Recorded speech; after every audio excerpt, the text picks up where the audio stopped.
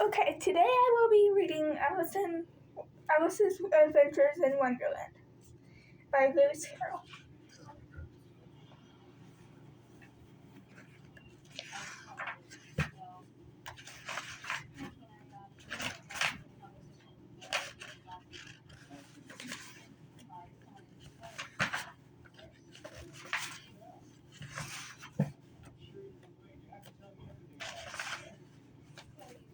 On the golden afternoon, for leisurely we glide, for both our oars, with little skill, by little arms are plied. While little hands make vain pretense, our wanderings to guide.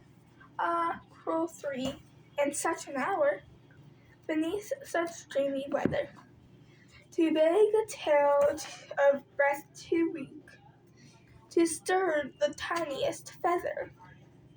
Yet what can one poor voice avail against three tongues together? Imperious Prima flashes forth her edict to begin it, in gentler tones Secunda hopes there will be nonsense in it, while Tertia interrupts the tale not more than once a minute. Anon, to sudden silence run, in fancy they pursue the dream child moving through a land of wonders wild and new. In friendly chat with bird or beast, and half believe it's true. It's true. And ever as the story drained the wells of fancy dry, and faintly strove in that weary one to put the subject by. The rest next time. It is next time. The happy voices to cry. Thus grew the tale of Wonderland. Thus slowly, one by one, its quaint events were hammered out. And now the tale is done. And home we steer, a merry crew, beneath the setting sun. Alice, a childish story take, and with a gentle hand where childhood's dreams are twined in memory's mystic band. Like pilgrims withered wreath of flowers, plucked in a far-off land.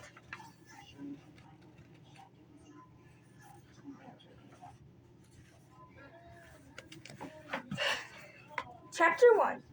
Down the Rabbit Hole.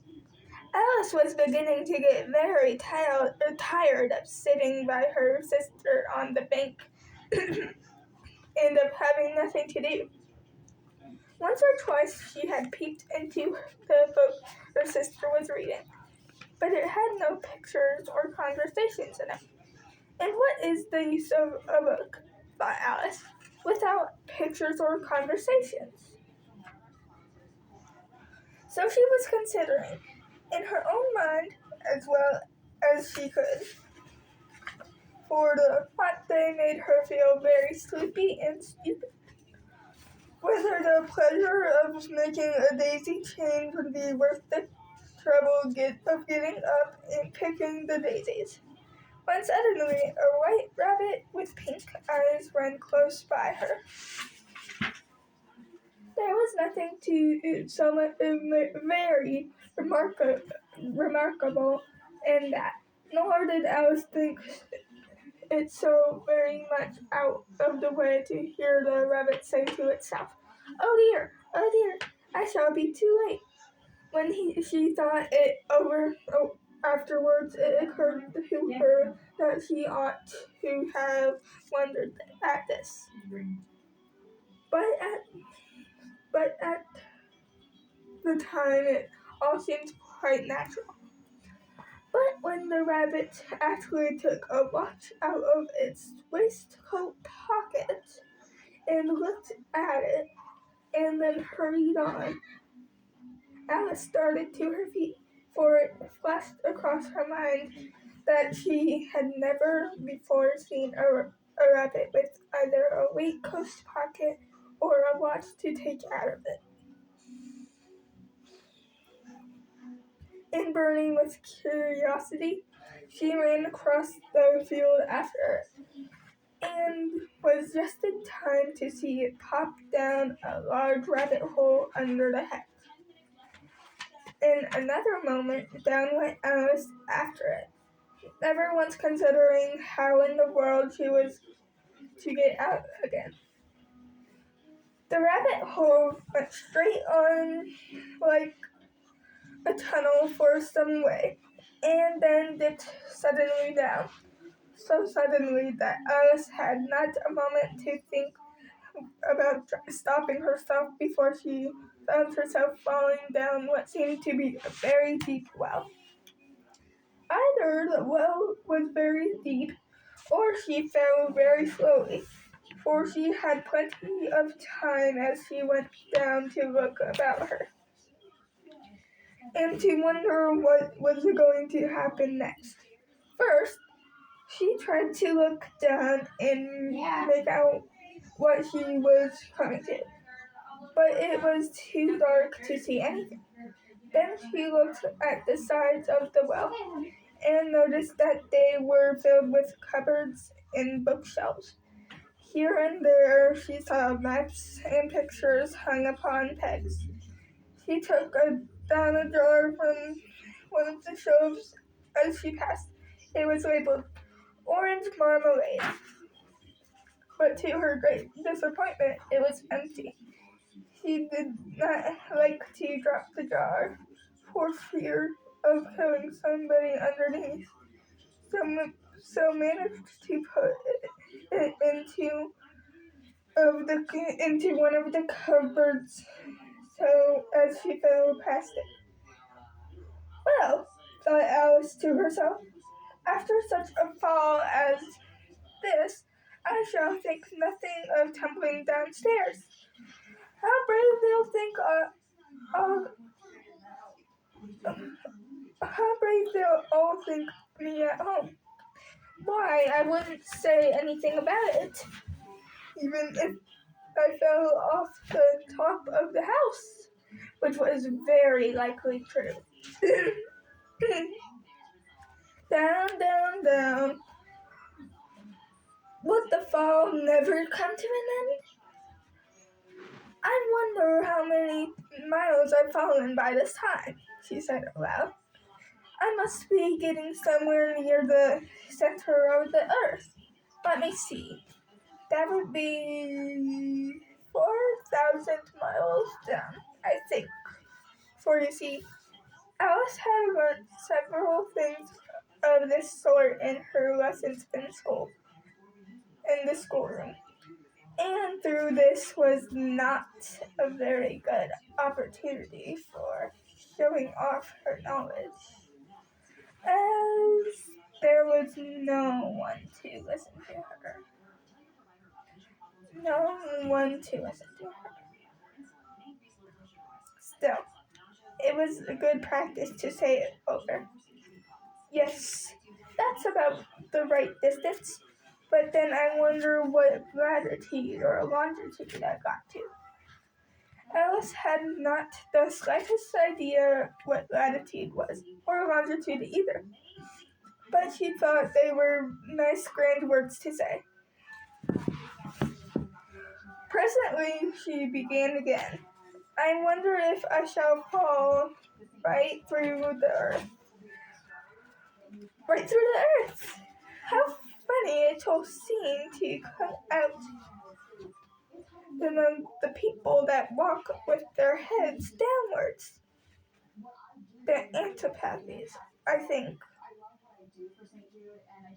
She was rather glad there was no one listening this time, as it didn't sound at all the right word.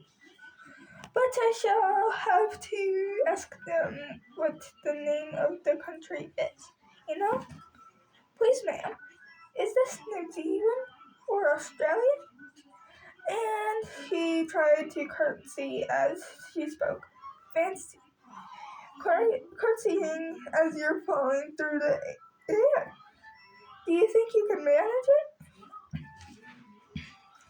And what an ignorant little girl she'll think of me for asking. No, it'll never do to ask. Perhaps I shall see it's written up somewhere. Down, down, down. There was nothing else to do. Alice soon began talking again. Dina, oh, miss me very much tonight. I should think. Dinah was the cat. I hope they'll remember her saucer of milk at tea time. Dinah, my dear, I wish you were down here with me. There are no mice in the air, I'm afraid, but you might catch a bat. And that's very like a mouse, you know? But do cats eat bats, I wonder? And here Alice began to get rather sleepy, and went on saying to herself in a dreamy sort of way, do cats eat bats? Do cats eat bats? And sometimes, do bats eat cats? For you see, as she couldn't answer either question, it didn't much matter which way she put it. She felt that she was dozing off, and had just begun to dream that he was walking hand in hand with Dinah, and was saying to her, very earnestly, now, Dinah, tell me the truth. Did you ever eat a bat? When suddenly, thump, thump, down she came upon a heap of sticks and dry leaves, and the fall was over. Alice was not a bit hurt, and she jumped to her feet in a moment. She looked up, but it was dark overhead. Before her was another long passage, and the white rabbit was still in sight, hurrying down it. There was not a moment to be lost. Away went Alice, like the wind, and was just in time to hear it say as it turned a corner, oh, my ears and whiskers, how late it's getting. She was close behind it when she turned the corner, but the rabbit was no longer to be seen. She found herself in a long, low hall, which was lit up by a row of lamps hanging from the roof. There were doors all around the hall.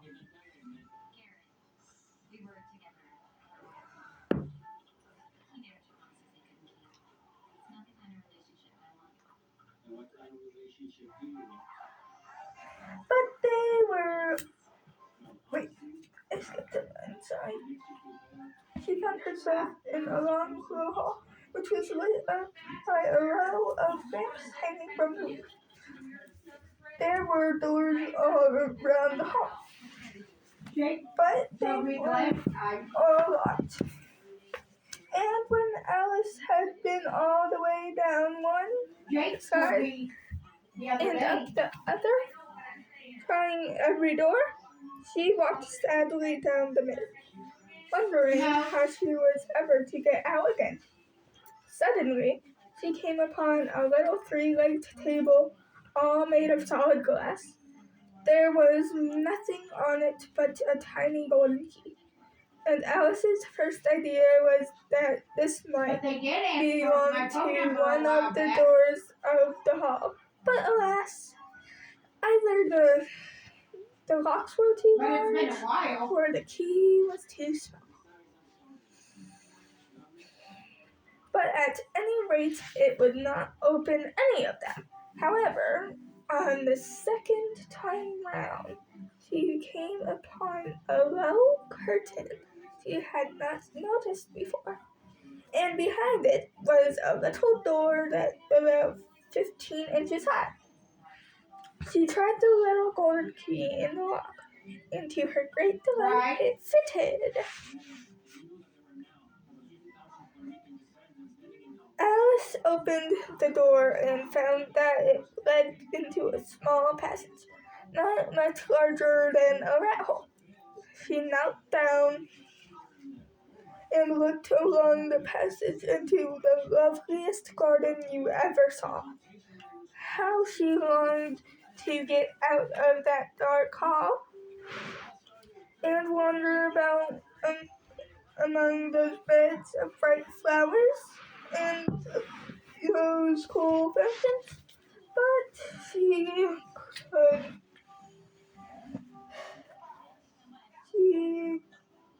could not even get her head through the doorway.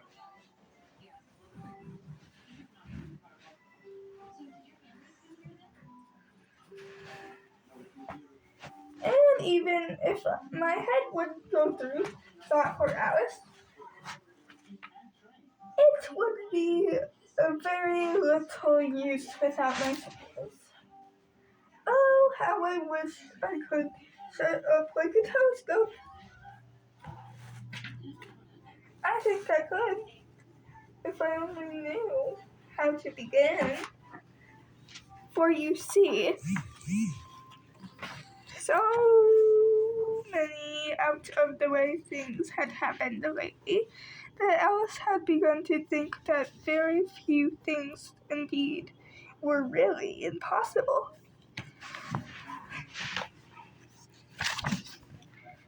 There seemed to be no use in waiting by the little door. So she went back to the table, half hoping she might find another key on it, or at any rate, a book of rules for shutting people up like telescopes.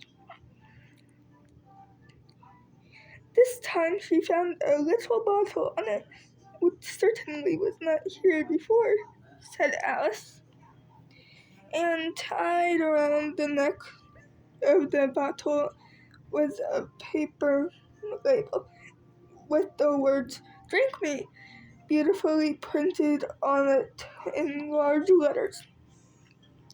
It was all very well to say, "Drink me," but the wise little Alice was not going to do that in a hurry. "No, I'll look first," she said, "and see whether it's marked poison or not." For she had read several nice little stories about children who had got burnt and eaten up by wild beasts and other unpleasant things, all because they would not remember the simple rules their friends had taught them, such as that a red-hot poker will burn you if you hold it too long, and that if you cut your finger very deeply with a knife, it easily bleeds. And she had never forgotten that if you drink much from a bottle marked poison, it is almost certain to disagree with you, sooner or later. However, this bottle was not marked poison, so Alice ventured to taste it, and finding it very nice, it had, in fact, a sort of mixed flavor of cherry tart, custard, pineapple, roast turkey, toffee, and hot buttered toast. No. She very soon finished it off. Yeah. "What a curious feeling," said Alice. "I must be shutting up like a telescope." And so it was indeed. She was now only 10 inches high, and her face brightened up, and the thought that she was now the right size for going through the little door into that lovely garden. First, however, she waited for a few minutes to see if she was going to shrink any further. She felt a little nervous about this, for it might end, said Alice to herself. In my way going out all together like a candle, I wonder what I should be like then. And after the candle was blown out, for she could not remember ever having seen such a thing.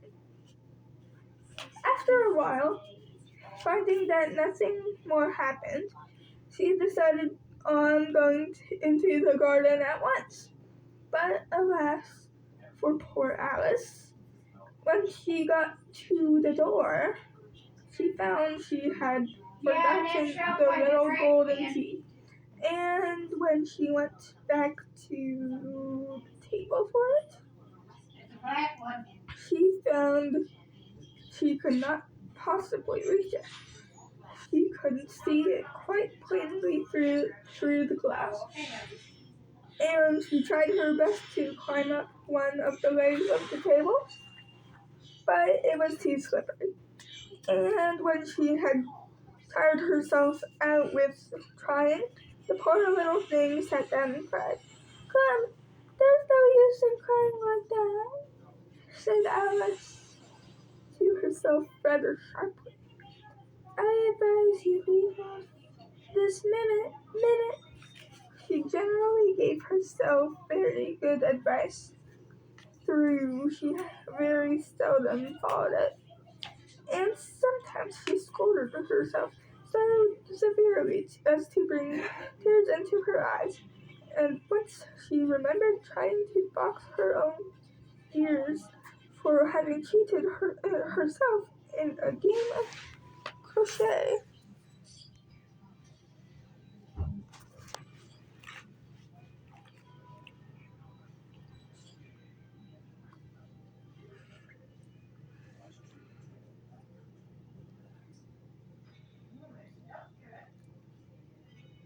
She was playing against herself, for this curious child wasn't very fond of pretending to be two people. But it's no use now, thought poor Alice, to pretend to be two people. Why, there's hardly enough of me left to make one respectable person. Soon her eye fell on the little glass box that was lying under the table. She opened it and found a very small cake on which the words "Eat me" were beautifully marked in cards. Well, I'll eat it, said Alice. And if it makes me grow larger, I can reach the key. And if it makes me grow smaller, I can creep under the door. So either way, I'll get into the garden, and I don't care which happens. She ate a little bit and said anxiously to herself, Which way?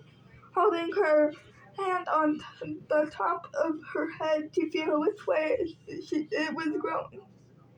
And she was quite surprised to find that she remained the same size. To be sure, this is what generally happens when one eats cake, but Alice had got so much into the way of expecting nothing but out of the way things to happen, that it seemed quite dull and stupid for life to go on in the common way. So she set to work and very soon finished off the cake.